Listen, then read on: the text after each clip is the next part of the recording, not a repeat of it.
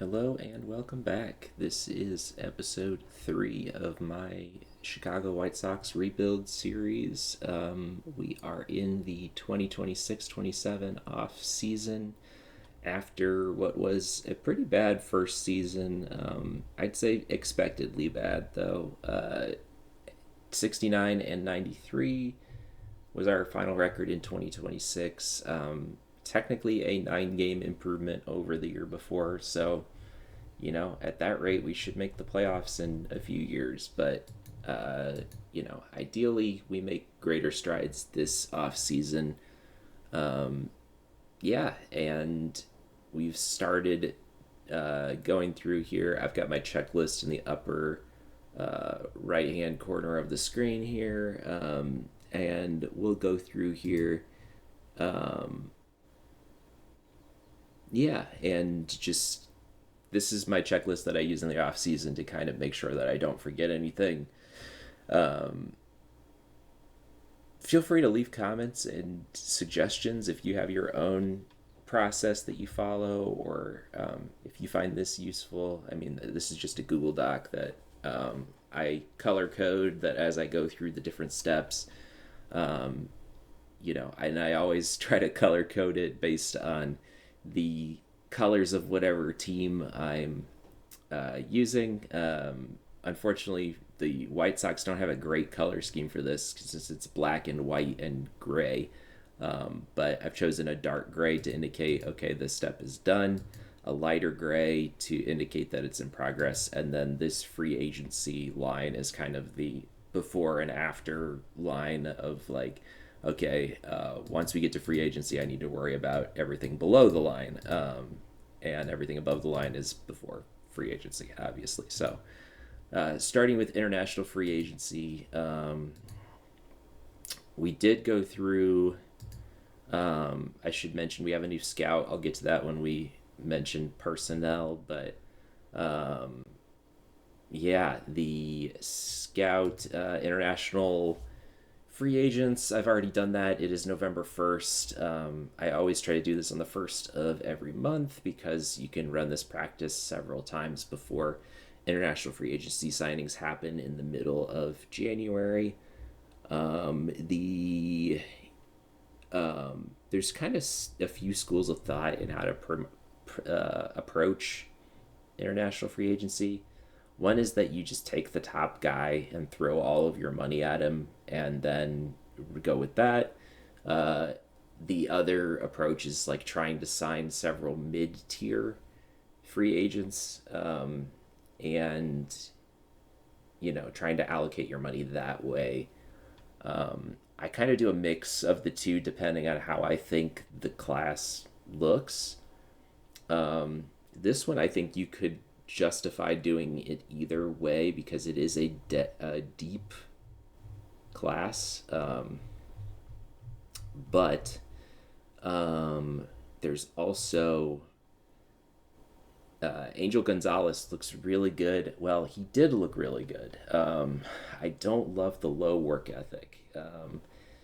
If it wasn't for that, like I would be really excited about him given his hitting ratings and not awful defense, but man, that's kind of okay. So I might have to reevaluate what I want to do.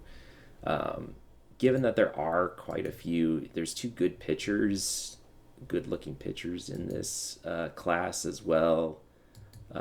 Guys like Davis Vazquez look okay. His power sucks, but good personality and good everything else. I mean, he could play shortstop.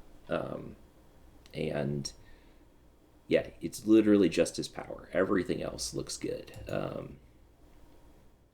And then Ricardo Rivera also looks interesting. Uh, he might be someone that I look to go after. He can pretty much only play first base, but if he lives up to these hitting ratings, like he would be a monster. So, um, lots of intriguing players out there. Davis Vazquez. Oh yeah, we looked at him already. And then So I've kind of done a mix here, thrown the top guys on here, and then a few guys like Chris Torres, who, despite only having 3-star or 4-star potential, um, they look pretty solid overall, and they're super cheap in terms of their demand. So, um, yeah, we'll have to see how we decide to approach international free agency. I mean, given where the White Sox are at as an organization, it might make more sense to do multiple guys and try to build out a deeper minor league system. Give more chances, I guess, for one of those guys to break out. But it just kind of depends on who's available. Sometimes you don't get your first choice of player here, as like when we go to international free agents. Well, the White Sox are a team that can spend the maximum amount, but um, well, actually, I think once we get into it a little bit, it's kind of weird. I think there are different amounts that different teams can spend based on like the size of their market, and potentially, I don't know what affects that actually. Anyway, looks like everyone can spend 6.25 million this year. So, if we offer someone the max and they like our team, they're pretty much guaranteed to take it. But it might make more sense to do multiple players instead. I don't know. We'll have to evaluate and see once we get closer to the actual international free agent signing in January. DevLab, I mentioned in the first episode, but DevLab, I changed that always to have 10 slots instead of 8.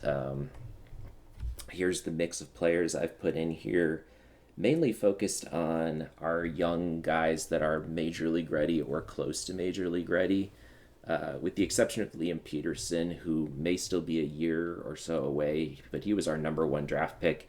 He's also currently the number 1 prospect in all of baseball, according to the OSA.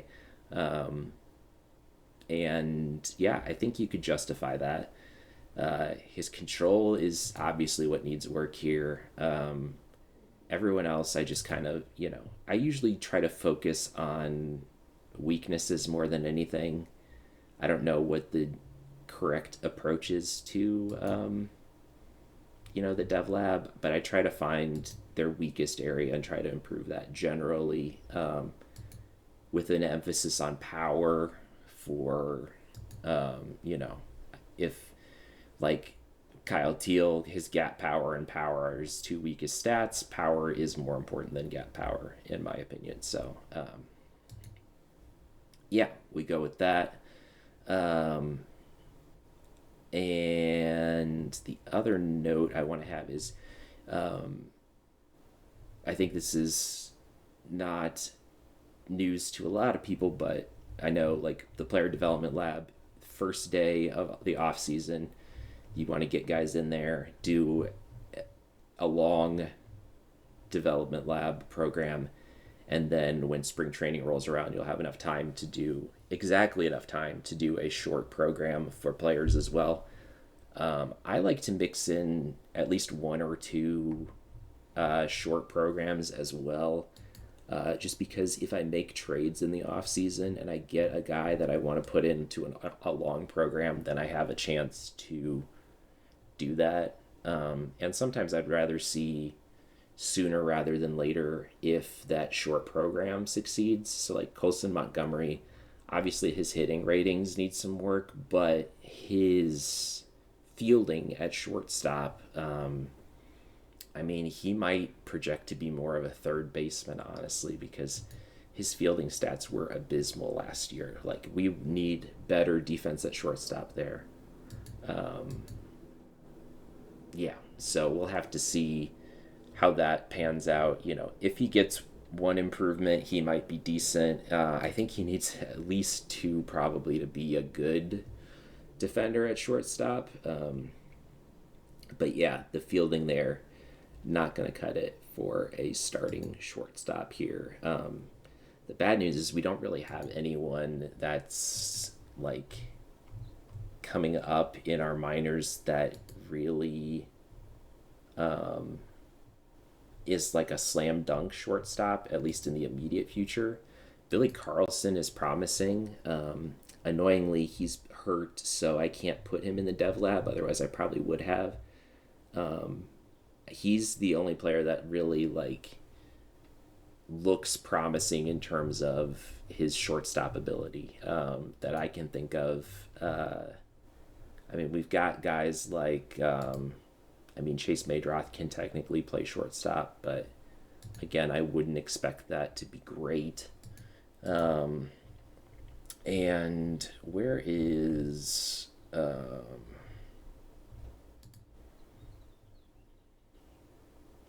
Yeah, I know I threw in. Not Espinoza. Where's. Anyway, we have another player who is a top prospect, and I'm blanking on the name. Not Antonacci. Where did he go? Is he hurt? No. I don't know.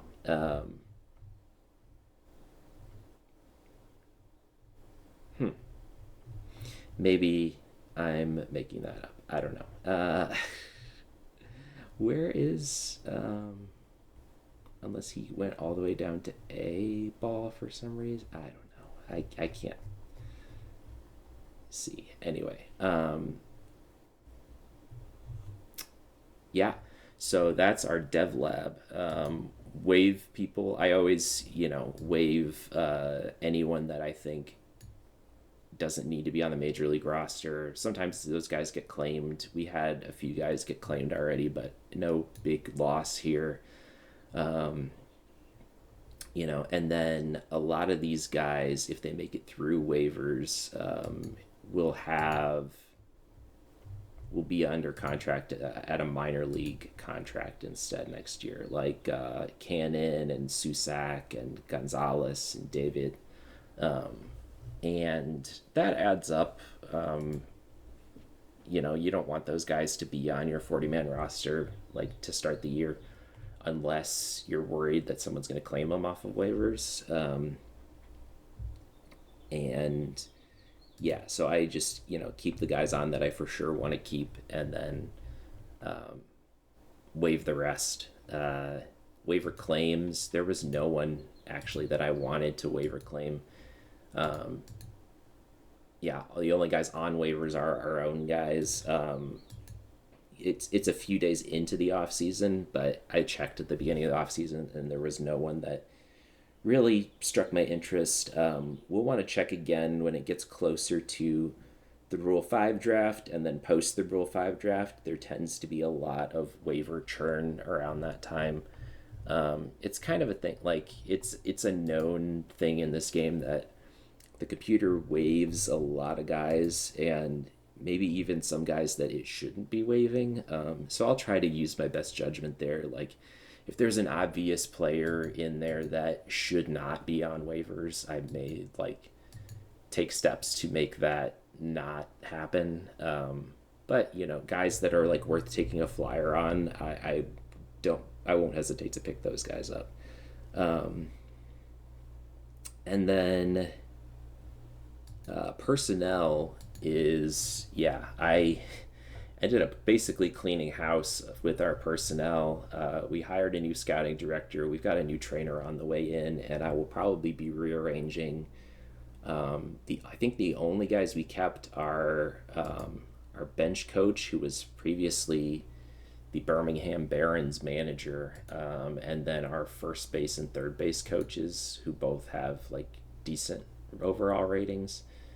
Yeah, he was our hitting coach, but probably better suited for a base coach, and he was a pitching coach, but is pretty good overall. So yeah, we may tweak these around once all these guys get in here. Oh, I also didn't fire my GM because assistant GM it doesn't matter. It is basically, if you play as a GM and a manager, you use them as a sounding board for trades, and that's their only function. So, uh, yeah, I'm not going to fire him and bring in somebody else. I'll just wait till his contract expires and then bring in a cheaper GM, probably. That's usually what I do, and it works out fine. Like, that's, yeah, just one way to kind of save money here. Speaking of money, getting into arbitration and free agency, and then looking ahead into free agency to set our budget and roster evaluation. That kind of all gets folded into under the same category because this is the screen I use in terms of like, okay, I want to make sure I stay in my budget for the season. And you can see last year we were under budget. We actually made a profit of $18 million last year, despite being one of the worst teams in baseball. Thank you, revenue sharing. So, yeah, we want to continue that, keep our owner happy. And I've already made a few tweaks. I'd like to bring these development budget and scouting budget up more. Right now, I currently have them set to twice the baseline. I know you can go up to 3 times. But I also want to see, if there are interesting free agents to sign, I want to leave money available to do that. This is a team that I do want to improve next season.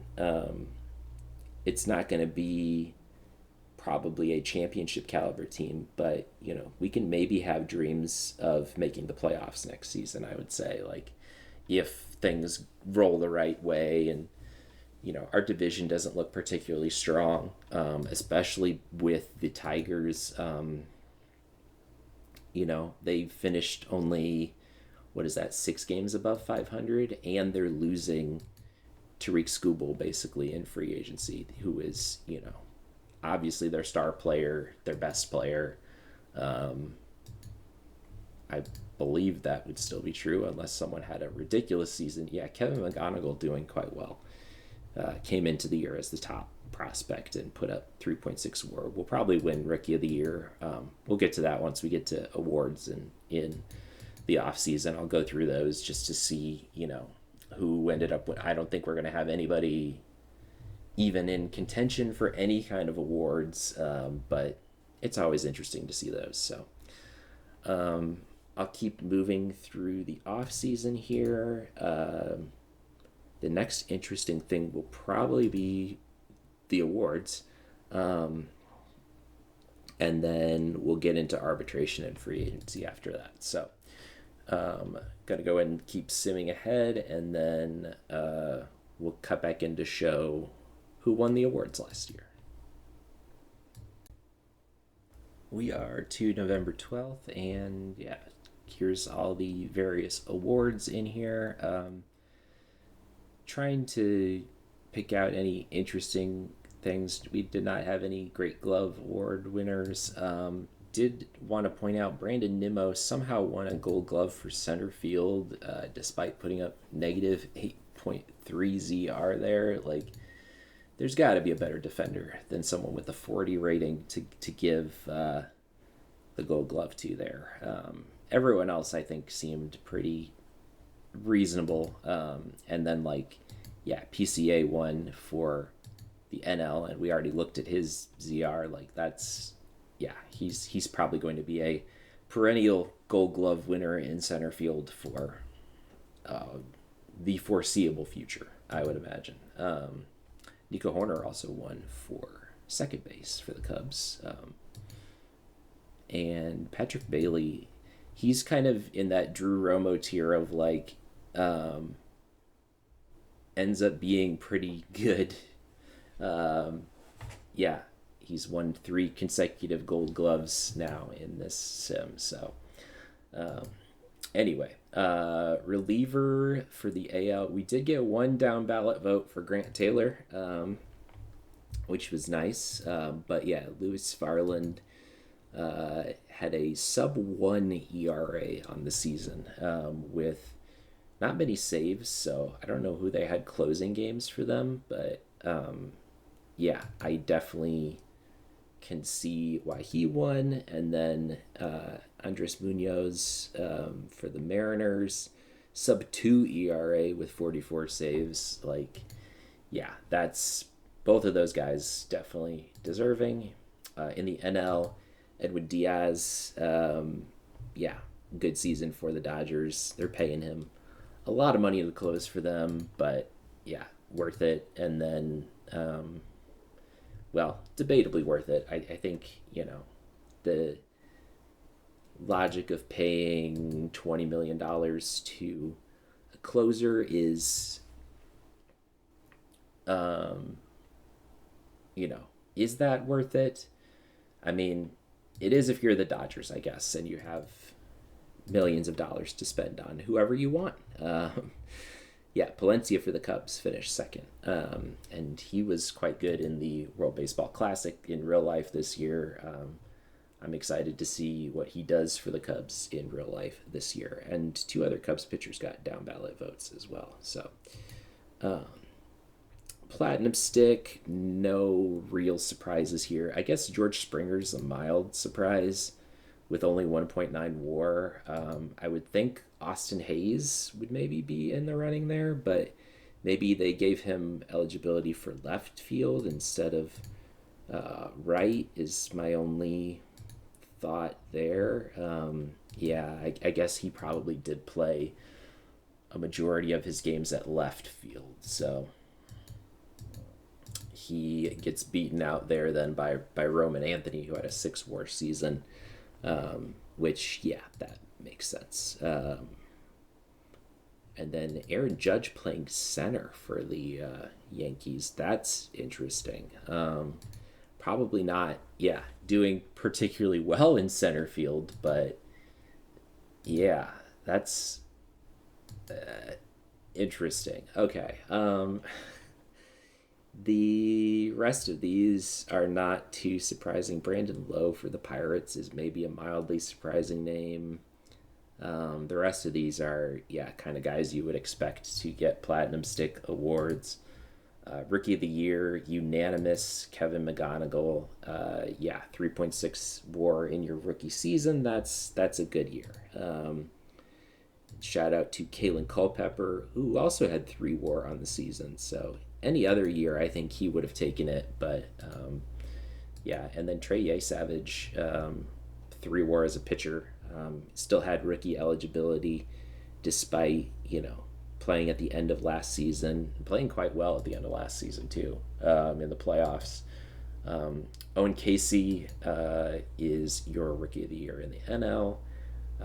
Put up 2 WAR for Miami. He, of course, went over there as part of the Edward Cabrera trade,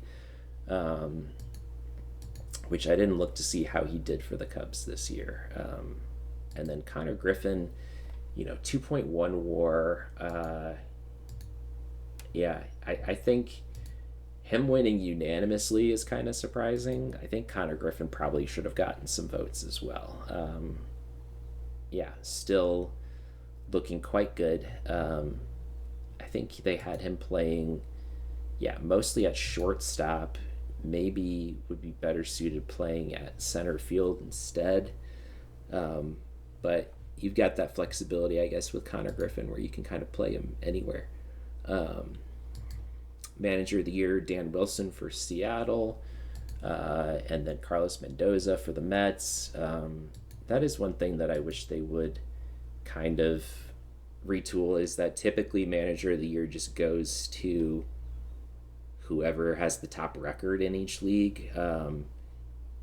Yeah, say, someone like, I don't know, the Giants, who I don't think they were that good last year, right? Like they were good. They were 90 and 72, but yeah, I'm trying to think, or someone like the D-backs. That's an interesting case where, like, yeah, they were 80 and 82 last season and turned things around and made a playoff spot. I think that would be like, maybe a more compelling case for Manager of the Year. How did the Braves do last season? 76 and 86. So that might even be a more compelling case, I'd say. Um, give, as our Walt Weiss is their manager. Okay.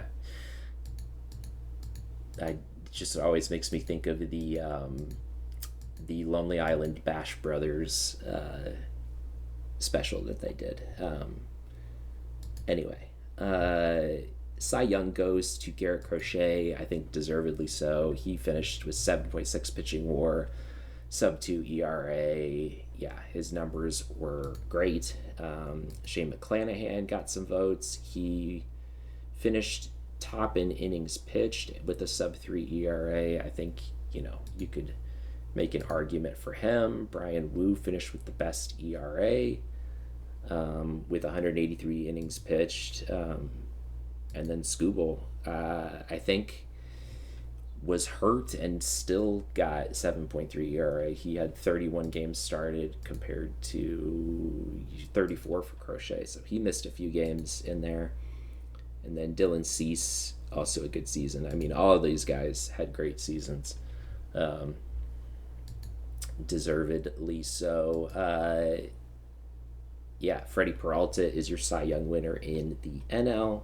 He, of course, got extended by the Mets for a lot of money, so he will not be a free agent this season. Logan Webb finished with the most WAR. Also finished top in home runs per nine and base on balls per nine. And a ERA just over 2. Quite good. Paul Skeens had a good season. 5 WAR, led the league in strikeouts. Sanchez, very good season. Mizorowski, good season as a rookie. I don't think he has rookie eligibility anymore. His second year. Well, they have him as a closer, but that must have just been for the playoffs, I'm guessing. Justin Steele had a good bounce back season with some Cy Young votes, and then Brandon Woodruff, also a good season, coming back from an injury last year. And then for MVP, Aaron Judge won MVP in the AL. I mean, that makes sense. He led the league in RBI. He hit with an OPS over 1,000. I wonder if his WAR was dragged down by the fact they had him playing center field instead of right for some reason. And he did hit 46 home runs. So, Chisholm got second place in voting despite having more WAR than Judge. So they finished with the top 2 MVP vote getters and did not win the division. They actually lost by 1 game to the Rays. So interesting there.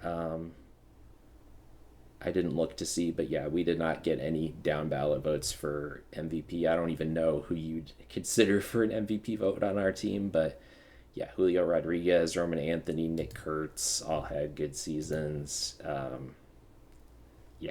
And then this one's maybe a bit controversial because I could see Michael Busch getting MVP is, I don't know. He did hit 45 home runs, which is great. He did have 6.3 WAR, which is great. But then you've also got Corbin Carroll, who had 7.3 WAR, 30 home runs, and provided, I assume, plus defense in right field. Yeah, he did. And then Ronald Acuna hit 39 home runs, just shy of 40. Again, also a very good season. Juan Soto, good season. And then 5th in voting is Lindor, despite leading the league in WAR. Really not valuing his defense, I guess. So surprised that he finished 5th, and Carroll as well. I would think Lindor and Carroll would be my top 2 guys, just given the difference. I mean, WAR is not the end-all be-all of all stats, right? But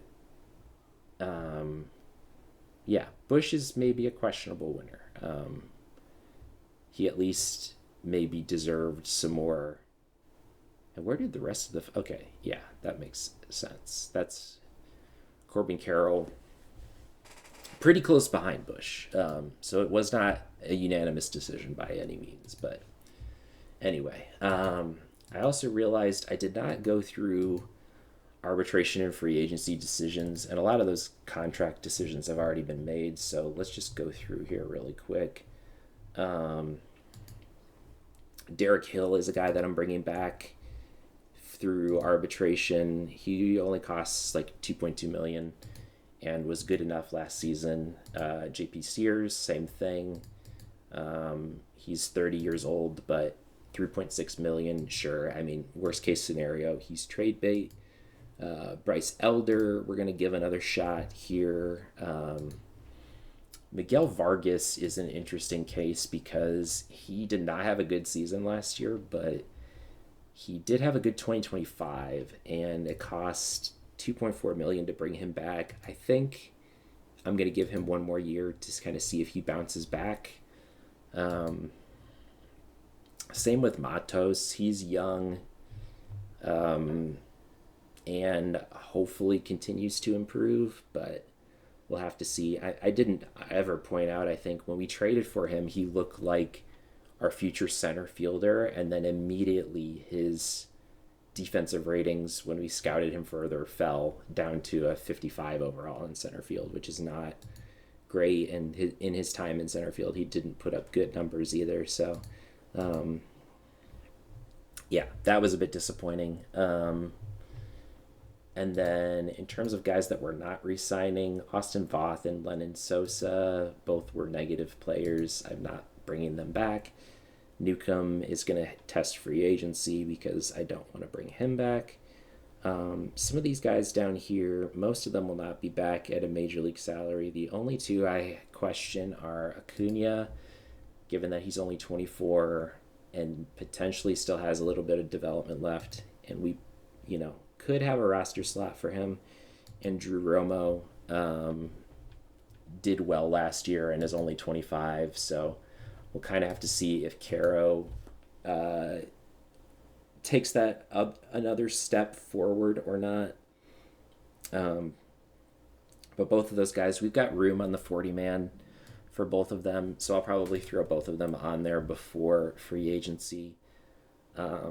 But yeah, that's all the awards for this season. We'll go through into free agency next. I don't think there's any other interesting decisions to make before then, so we'll see how that goes. We are into free agency here, and it looks pretty interesting so far. I my approach for free agency as a rebuilding team, which I think is, most people's approach is it doesn't make sense to sign like the top guys in free agency unless you're, again, like the Dodgers or somebody. Like if you're rebuilding, like you want to wait until you're closer to competing before signing guys like Scooble. The Dodgers are already looking to bring him on, which is crazy to me. But the latest offer involves a salary of $30 million per year. I mean, that might be a bargain given what he's asking for. I don't know. But anyway, still not a guy that we're looking to sign. Same for someone like Nico Horner. Like, he's a good player, but I don't want to sign him to a 10-year deal. Like,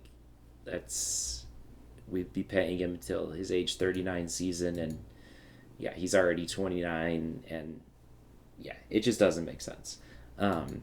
What does make sense, I think, to me, is to focus on shorter term deals and trying to shore up some of our weaknesses here, in the hopes of competing next season. So that's kind of how I've approached free agency so far. You see, I put out a lot of offers, mostly 1-year deals. Let's kind of go through in a specific order here. So Chris Bassett had a solid season last year, sub 4 ERA, is willing to sign just a 1 year deal. I mean, he's age 37, so I mean, we wouldn't sign him to more than a 1 year deal probably, but he's someone that could come in and start for us, could potentially be trade bait depending on how the season goes. Um, I think that makes sense even with the plethora of guys that we've got.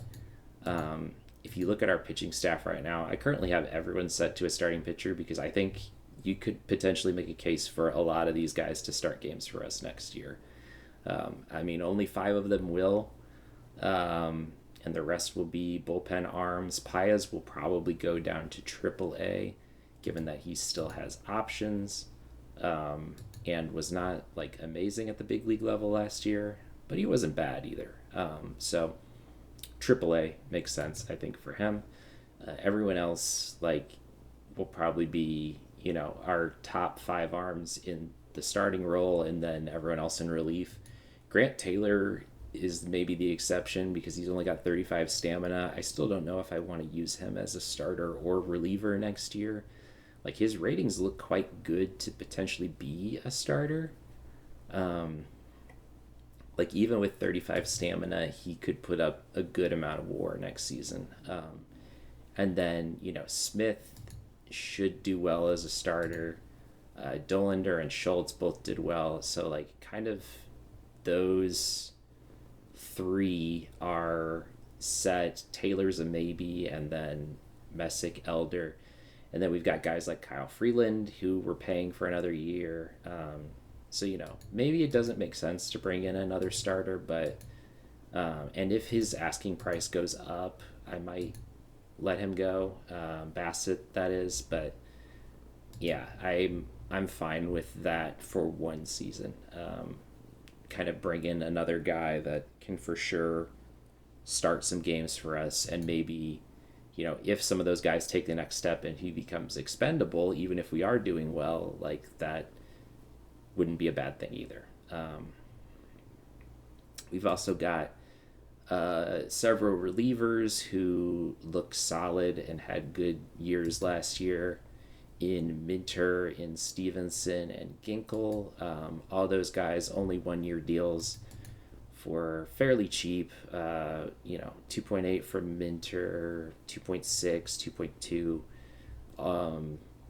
Yeah, just giving us more depth in our bullpen, just because a lot of these guys are, I guess, they don't look more like Anthony Kay should not be closing, right? Like, he's a starter or long reliever probably. And a lot of these guys kind of fit that bill of, like, Davis Martin should probably be either starting or long relieving. So Palmquist could maybe be a middle reliever. And that's, I think, how we used him last year. But yeah, I want some more guys that are more bullpen oriented, just to kind of shore up our bullpen a little bit. Rojas on a 1 year deal, I think, makes sense. He didn't put up great numbers last year, but we want someone who can play shortstop. Same with Gabriel Arias. Like, again, not great numbers, but he's willing to do a minor league deal with a major league option. I'm concerned about rolling out Colson Montgomery as our starting shortstop again next year, especially since his dev lab is not going well. He's struggling, and so if his defense regresses even, that would be a disaster, and he would basically be relegated to only playing third base if that were the case. So yeah, that's something we want to avoid. And then our last and perhaps biggest signing that is out there currently is Luis Robert Jr. Bringing him back. He had a good bounce back season with the Mets, and I did mention before, we need a center fielder that can actually play the position well. He fits that bill. He was initially asking for $19 million, 5 years. I talked him down to 3 years at $15 million per year. The last year's a player option. I'm fine with that, given that like his age 31, 32 season, like he shouldn't regress too far. And we do have money to spend this season. Even looking ahead, we've got a lot of money coming off the books after this season. Murakami, we could still look to extend depending on how he does this year. Benintendi will not be back. Dominguez, we retained some of his salary. Hicks, I would say likely won't be back unless he bounces back this season. And same for Freeland. Like, we don't really have room for a 34-year-old pitcher. So, yeah. So we've got, as you may hear my cat purring in the background, she's very happy at the moment. So, yeah. Anyway, so I'll just cut this off right here. That's our free agency outlook at the moment, and I'll probably cut in and show whether or not we actually sign these guys or not. But that is kind of my thought process at the moment, and we'll keep going through the offseason. One big move we did make, it's not a free agent signing, it's an extension. I decided that it's time to just go ahead and extend Kyle Teal. Um, he hasn't even reached arbitration yet, but I think this is a good deal. Um, this is kind of, sometimes I'll house rule that I can't do long-term extensions until the first year of arbitration, just because you can often sign really team-friendly deals like this, but you see these happening in real life too. So I'm okay with it. I think, yeah, $12 million a year for 10 years, opt out after year 6. So we've got him for sure guaranteed through 2 of his free agent years. And that doesn't kick in until next year either. So, yeah, we have him locked up, and catcher is hopefully taken care of for the next 10 years or so. We'll have to figure out, Caro is still only 23, so he's got a chance to continue developing, but he's kind of expendable at the moment. Might be good trade bait potentially this season if teams really value him, but we'll have to see. None of our free agents have signed yet, although I think 2 of our relievers, Minter and Stevenson, like our offer, so good chance that they will sign with us, barring any counter offers. So we're going to keep going through free agency. Probably we'll just go ahead and go to the Rule 5 draft unless there's any other interesting happenings. I'm not really looking to trade too much at the winter meetings, and we probably don't have too many guys that we need to worry about being taken in the Rule 5 draft. I'll do a quick scan there, like, Bergola and Churio I might throw on the 40-man roster. Same with Jairo Iriarte. No one else I'm too concerned about here. Zavala maybe. Wilco is probably not high enough overall to worry about being taken. We'll go through these, and probably the Rule 5 draft will be next up. A few things to report here as we approach the Rule 5 draft. One is that I'm making this trade with the Mariners. Mason Adams, I think, is in danger of getting Rule 5 drafted, and I don't particularly want to use a roster slot on him. Juan Gonzalez is kind of minor league filler, and we're getting back filling in Celestin, who looks pretty solid, is only 21, could probably play at Double-A, and Corbin Dickerson, 23, he's kind of minor league depth at this point, and then Juan Rijo, flyer DSL prospect, so don't mind that at all. And then did throw a few other guys. Zavala's on the 40-man now, along with a few of those other names that I mentioned last time, Iriarte.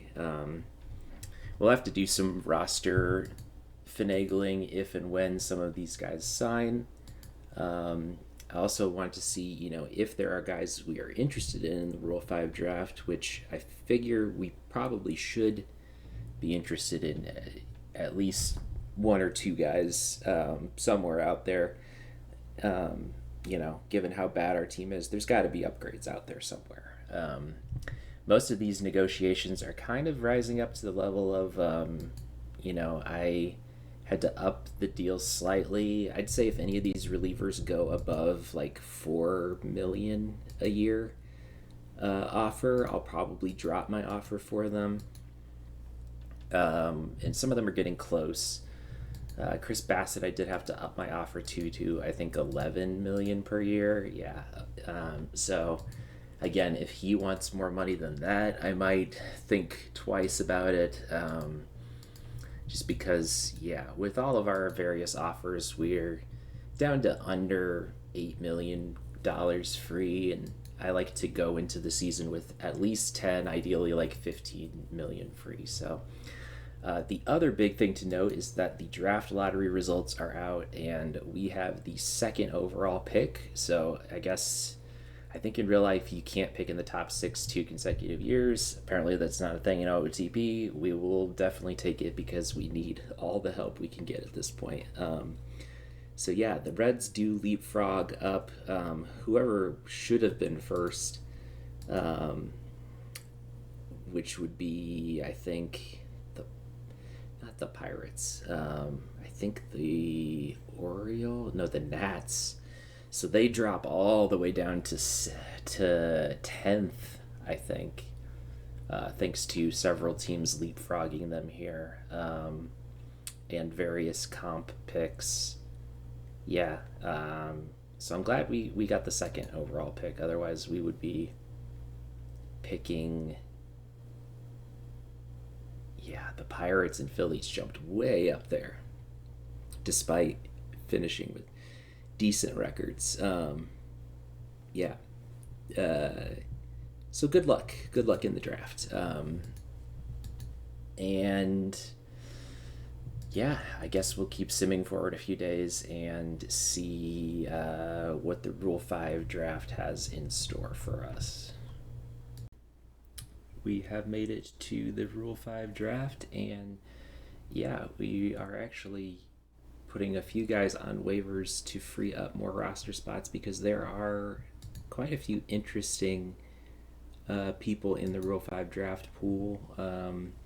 Let's go through them really quick. In terms of batters, we've got Big Christmas himself, Jonksy Noel.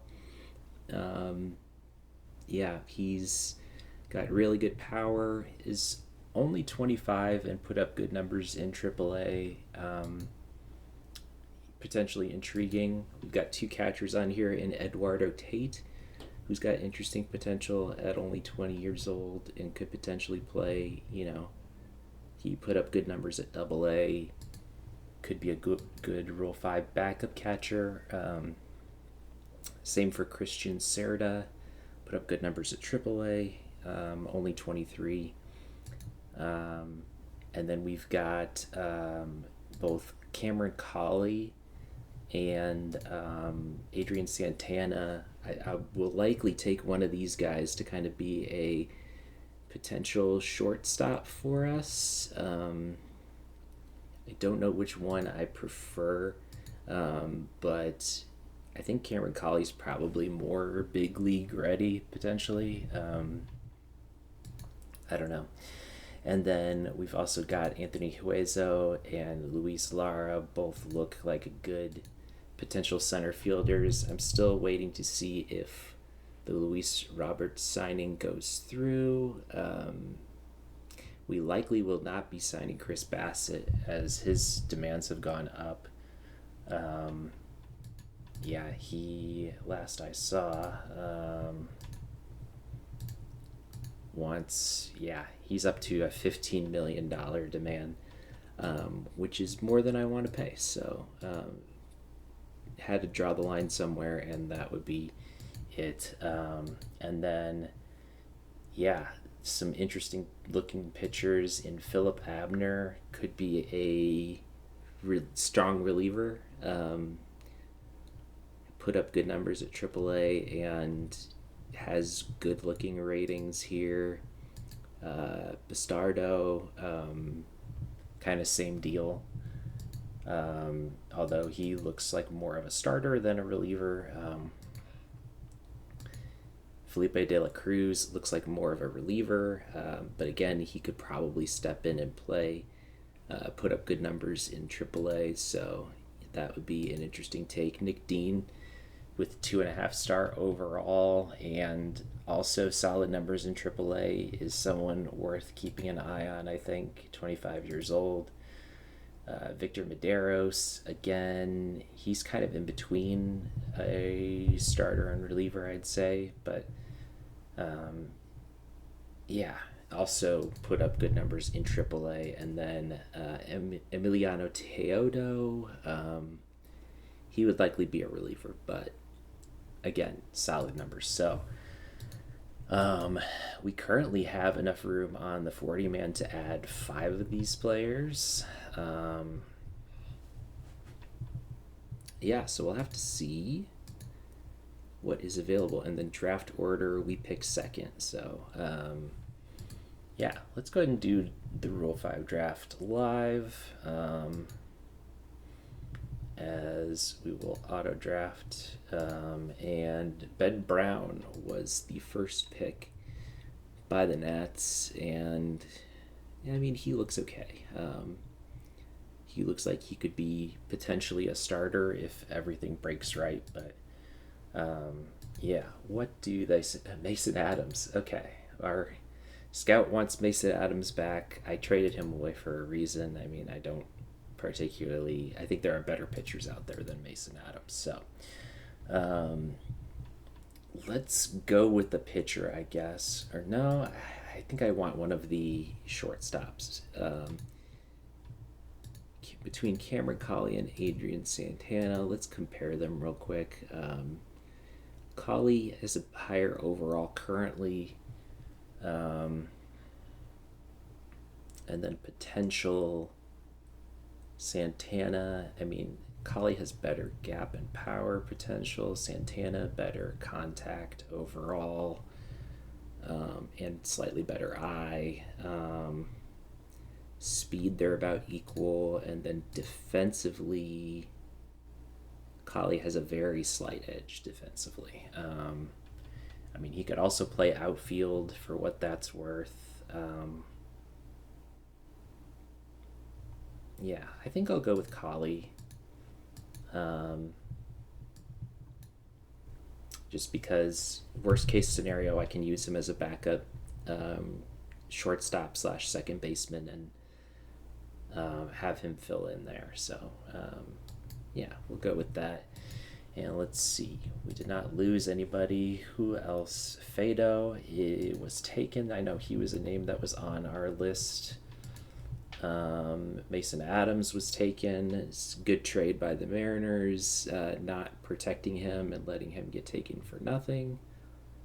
Nelson Rada is an interesting name. Yeah, he was on the Angels. Okay, yeah. Some of these names I'm like, didn't we have him? But I had an Angels save going as well. So yeah, slight confusion there. Brandon Walter, a 30-year-old guy. I mean, maybe, but I'd rather have someone younger. I will, think about taking a pitcher here. Out of all of the pitchers that are available, who did I like the most? De La Cruz is interesting. Abner is interesting. Dean was interesting. I have a lot of guys that are potential starters, so I kind of want to lean towards someone who is more of a reliever. Cruz, Abner. Abner, I think, put up better numbers, slightly better numbers. for what that's worth, and is slightly younger too. So why not? We'll go with Abner here. Um, See what he's got in the tank. Um, and let's see, no one else was a guy that we were looking at. Let's go back to our batters here, and I could double up and take Santana. Um, just to be doubly sure that I've got some kind of shortstop. I could look to do a backup catcher. I could look to try and shore up outfield.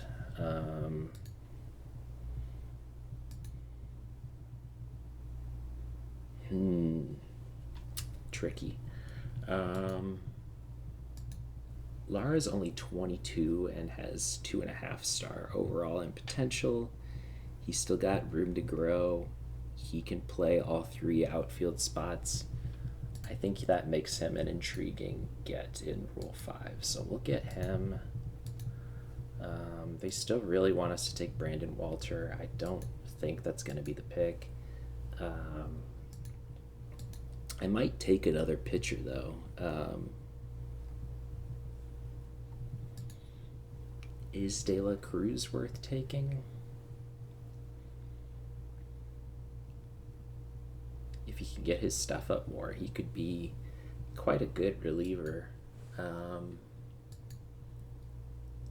We could go with Nick Dean, too.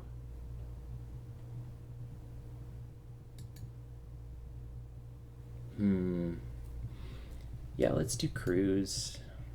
De La Cruz. And one more player here. It'll be a batter, and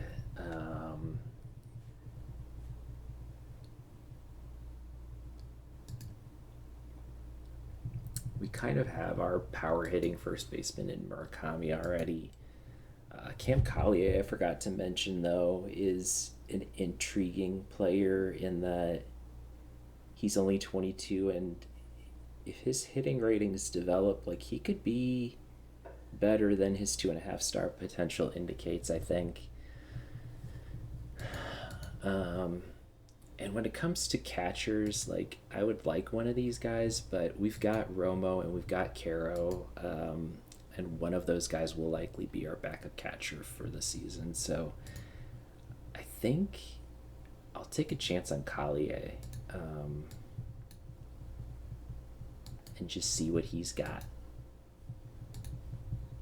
Yeah, and that fills our roster. We're gonna already have to make room for some of these guys, like,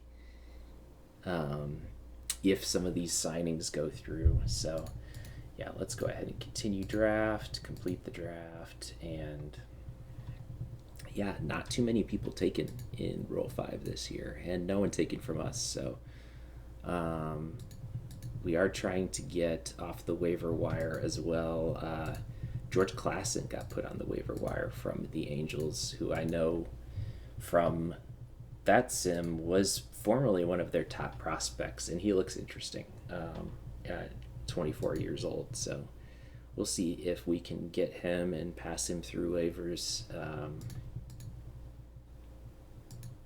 Yeah, if not, no big loss there. And in terms of where we stand with our free agents currently, yeah, Bassett and Stevenson both got a better offer. Still have favored offers from the rest of them. Did throw out an offer to Brian Bello too, just a minor league with major league option. I think that's worth taking for a guy that had a sub-4 ERA last year and is still only 27 years old. Like, that's pretty solid.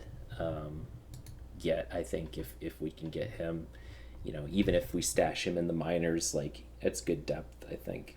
So yeah, let's keep rolling along here.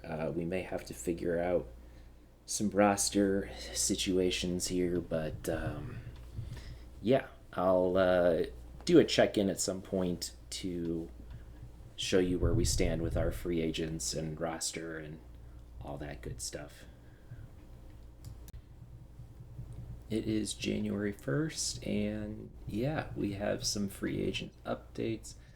Miguel Rojas signed with us, as did Gabriel Arias. Both of those guys are in AAA for now. Rojas, even though he's got a guaranteed contract, was able to pass him through waivers. Yeah, I'm okay with that. We'll see kind of if he makes the team or not. Luis Robert Jr. also signed with us, 15 million per year. I think that's not a bad price for him. At least if he puts up numbers similar to what he put up with the Mets, that'll be a good contract.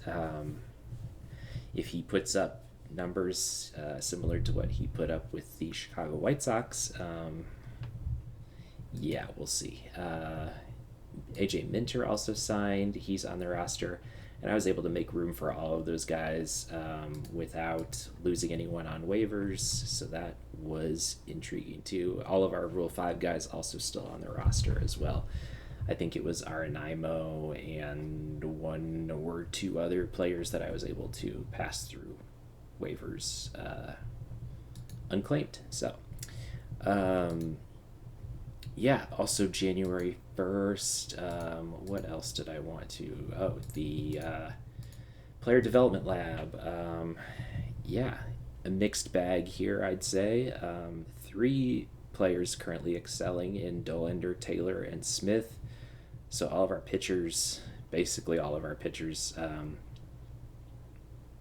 showing promising signs in the development lab. Hagen Smith is struggling. Hopefully that gets bumped up. And then the guys that are frustrated, a lot of them are hovering around halfway or above. So some of those could still turn around and become good. Go back up into the green. I don't remember off the top of my head what green is called. Progress. Anyway, not the worst thing. Colson Montgomery also failed his development for additional defense. We've got him back in here for two-strike approach, and he's currently frustrated at that too. So not looking great for him, but that is why we signed some additional shortstops. Anyway, Scouting International, that's coming up soon. I did already do the January 1st scouting. Let me go ahead and mark that off really quick. Yeah, the strategy I'm going with here, I think, is going to be prioritizing Davis Vazquez and then trying to sign anyone else I can besides that. I think we should have, yeah, so 6.25. So if he signs for the minimum 4 million, we'll have about 2.2 million to play around with. And so I would love to be able to sign all three of these guys down here. Torres looks better, I think. Both Torres and Rodriguez looks better than their ratings would indicate, or their potential would indicate. Both have really good looking hitting ratings, and both are super cheap if they go for the minimum.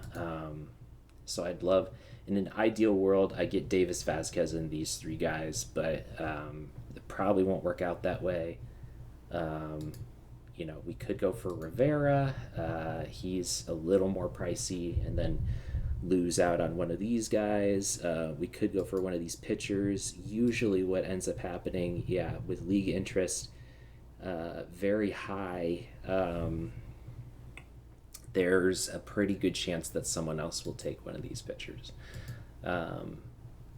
And yeah, probably with Vasquez and Rivera too, like we would have to consider bidding our entire pot on those guys. In that case, I might pivot to looking at some of these other guys like Madera, like Ander, Ayala. Even though I haven't put much time into him, I wish I had. Yeah, relationship's still very weak with him, and league interest is high. So again, probably not gonna get him, but you never know. Yeah, so we'll go ahead and sim ahead to the international free agency period. I think there's probably not going to be too much. I guess we do still have still waiting to see where Chris Bassett goes. I think we're officially out on him. Yeah, he's up to an $18 million ask. We'll see what he ends up going for. Kevin Ginkel, we're still in on for 2.8 million. I think that's fine. Brian Bello, we're still looking at, and we'll probably look and sign some additional minor league free agents too to kind of fill out our minor league roster some more. See if there's any obvious holes there that we can bring in to spring training. So, gonna skip ahead to international free agency and see how that goes. All right, so a few things to report on here as we get close to spring training. First, I guess let's go over international free agency. I did end up going after multiple guys instead of just going for one big name free agent.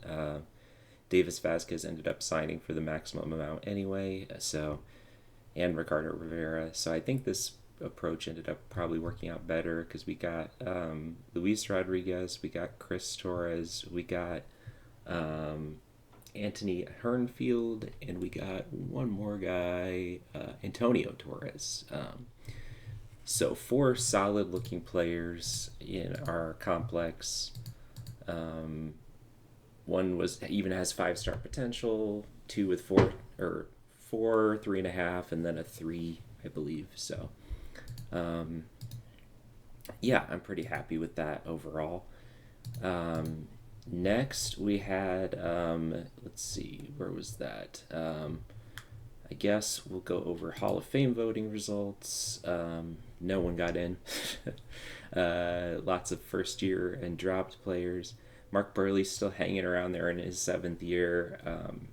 I didn't manually vote this year. Maybe I'll vote next year to try and get him in specifically, since this is a White Sox save. We also had a rare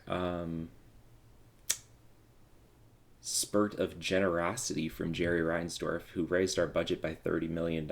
So I went after two free agent pitchers who looked interesting and were fairly cheap. Tyler Mahle has a torn flexor tendon, out for 6 months, so he'll start the year on the IL, but then we've got a team option for next year for him. So he will be out until, I don't know, July or August.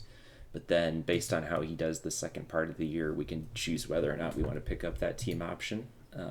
So interesting thing there. And then Eric Lauer, for some reason, the fan reaction is amazing to picking him up. He was solid in limited time in 2026 and was solid in 2025 before that. So just more depth kind of there. And then I feel like there was one more thing I wanted to, various free agent signings. We were officially out on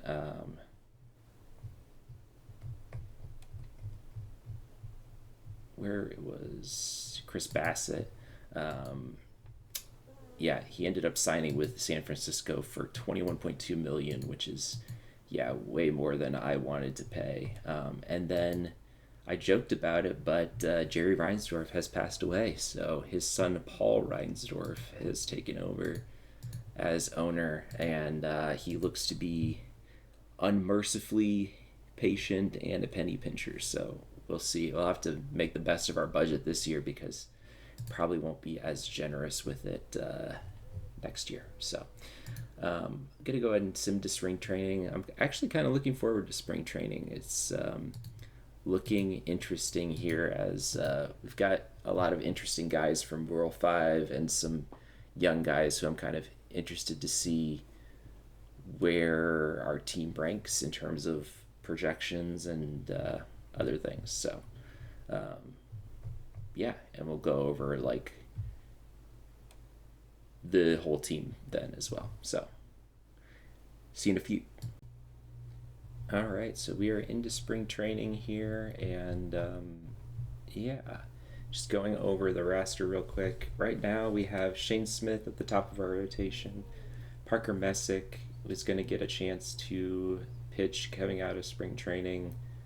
Schultz and Dolander for sure will be in there. Grant Taylor is a question mark. I may have him come out of relief again. We'll see, given how many other guys we have that can potentially start for us. And then Liam Peterson, our top pick from last year, is going to get some spring training starts, but he will definitely start the year in the minor leagues. And then we've got AJ Minter, who we signed in the offseason, along with Brustar Gratterall and Kevin Gingle. Those will be kind of our three main bullpen guys. And then we've got a bunch of guys in the bullpen that we brought back Eric Fede on a minor league contract. Eric Lauer, we went over briefly. We've got Philip Abner and De La Cruz, who are on Rule 5. Jedison Paez, who was a Rule 5, he'll probably start in the minors. Same with Tanner McDougal. He's probably still not ready for the big leagues yet. And then we've got guys like Bryce Elder, JP Sears, Kyle Freeland, who could be in that last starter spot. Anthony Kay, even, depending on how he does. And then in terms of our everyday lineups, those I would say are not set in stone yet either. Here's what we're rolling with coming out of spring training. I mean, a lot of these guys, Starling Marte is not even a lock to make the team.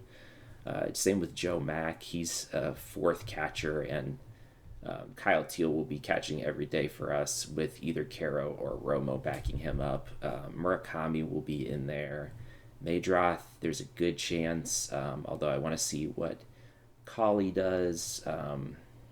Yeah, there's a lot that's up in the air in terms of, I think some of these will be determined based on how guys do in spring training.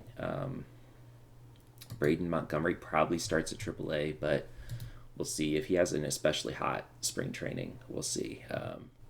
DeLauder probably grabs an outfield spot along with Luis Robert Jr. I mean, we signed him to a 3-year deal. He's going to be playing center field for us. Benintendi, that's questionable given how he played last year, and he would probably be more of a DH. But yeah, we'll see. Interested to see how spring training goes in terms of predictions. They have us at 79 and 83, which I would take. Pretty close to 500 there. And not too far back from the division lead of the Tigers. So, if things break the right way, we could have a good season, I'd say. But we'll have to see how everything kind of plays out here first. Yeah, so let's go through spring training. And I'll cut out if there are any injuries or important happenings that go on. Otherwise, I'll for sure cut back in to show what our final opening day roster looks like here going into 2027. Okay, it is opening day, and some mildly surprising roster choices here, but we're going to go through them here. I think this makes sense. Our rotation is going to be Shane Smith. Grant Taylor, I have decided to use in the rotation. He looks like he could be quite good there and still has potential to improve. Only 35 stamina, so we'll see if we want to shift him to a stopper role at some point. But for right now, he's going to come out of or be in our starting rotation. Schultz and Dolander both make it out with their strength of last year, and then JP Sears had a solid spring training, and I think out of the names that are left here on the roster, he makes the most sense as our fifth starter. That is by far not set in stone, though. We'll kind of probably rotate guys in there as needed, depending on injuries and how guys do to start the season. So, Minter and Gratterall will be our closer and setup man. I'm going to go ahead and have Ginkel start in the minor leagues just because he he struggled a little bit in spring training. We'll see. He'll probably be like one of the first men up as terms of bullpen call ups. Um, Philip Abner will make the team off the back of a strong spring training. Our other Rule 5 pick, De La Cruz, is hurt, so he's on the 60-day IL right now for a hamstring strain. Yeah, and then he'll probably get a nice 30-day rehab time in AAA before we decide what to do with him. So, um, yeah, Lauer makes the team, K, Palmquist, Sandlin, Diaz. This is just who is going to start the season based on performance in spring training and, guys that have options versus guys that don't. Some young guys like McDougal and Paez and Smith I want to start in AAA. Hicks is also starting in AAA. We'll see how that goes. And then in terms of our everyday lineup, yeah, we have some mild surprises here. Going through, Kyle Teal is starting. Mild surprise is that Joe Mack actually grabs the backup catcher job thanks to a very strong spring training. Both Romo and Caro struggled. So, yeah, Mack gets the spot. Caro, you can see, yeah, 1.67 OPS, still needs some time in the minors, and then Romo was okay, but not spectacular. So we're going to give Mac the shot here. And then Murakami at first, that's not a surprise. Brooks Baldwin is going to be our starting second baseman, despite not really being able to play second base that well. Yeah, we'll probably shift him around as needed. We're going to try Montgomery at third this year based on his shortstop ratings not being great. And we're going to start Miguel Rojas to start the year at shortstop. He struggled last year, so we'll see if he sticks there, but defensively at least should be a huge upgrade over Montgomery. Colley also had a very bad spring training, but given that he's a Rule 5 guy, I'm going to give him a little bit more of a leash before I cut him loose, just because I do like his defense and I don't want to lose him for nothing, basically. So he's going to be our backup infielder. Vargas is also going to back up first base and third base and DH for us. And then in terms of outfielders, we've got Pereira, Luis Robert Jr., and DeLauder. I don't think those are particularly surprising at all. Luis Lara is another Rule 5 pick, and he makes the team off the back of a good spring training and the fact that he can play all three outfield spots well. And then Derek Hill did not have a great spring training, but had a good year last year, so he gets a little bit of leeway. He'll be our backup center fielder and probably play some left field a little bit as well. And we'll have to see how he does to start the year, because he could be kind of a one and done kind of guy. I don't know if he's going to repeat his performance from last year or not. And then we've got guys like Benintendi's going to start the year in the minors. I did turn off refusing assignment to the minors just because I feel like most guys would accept an assignment to the minors. Benintendi, I don't know if he would, but we're paying him $15 million a year, and I'm not too thrilled about that, but it is what it is, I guess. And then we've got a bunch of guys that are kind of looking like quad A players in like Zach Veen, Antonacci still maybe has something there. Still maybe has a little bit of improvement to do. Chase Maydroth kind of fits that bill. He actually had a solid spring training, but didn't do well last year, so he'll start the year in the minors. Charlie Condon, kind of same deal.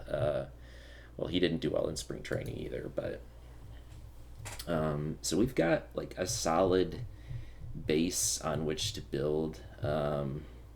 Luis Matos, I should probably mention, is going to also start the year in the minors.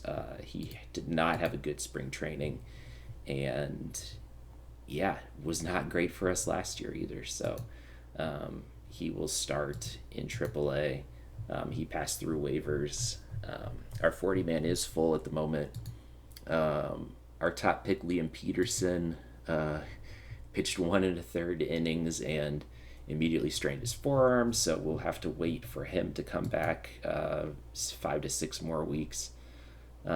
He was going to start the year in AA anyway, but that's disappointing to see given that, ideally we'd like to see him at the big league level this year, probably towards the end of the season, but still.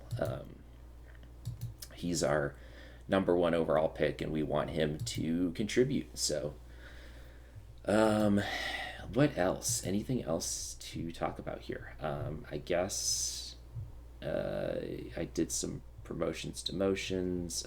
Where does our Dev Lab results? We can go over that real quick.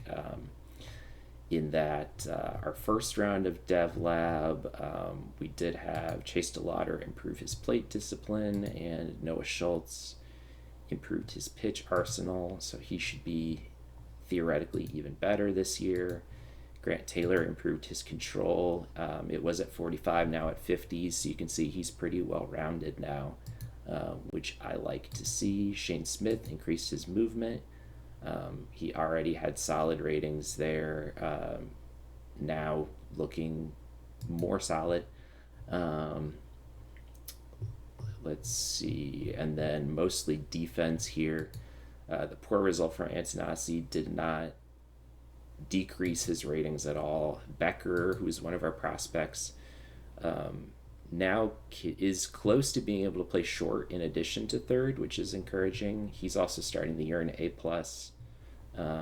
He was our second pick in the 2026 draft. And then Colson Montgomery, his avoid Ks is up to 40 from 35, which is great. Anything that we can do to get that contact up more will be helpful. And then Everson Pereira improved his outfield defense and can now play a passable center field.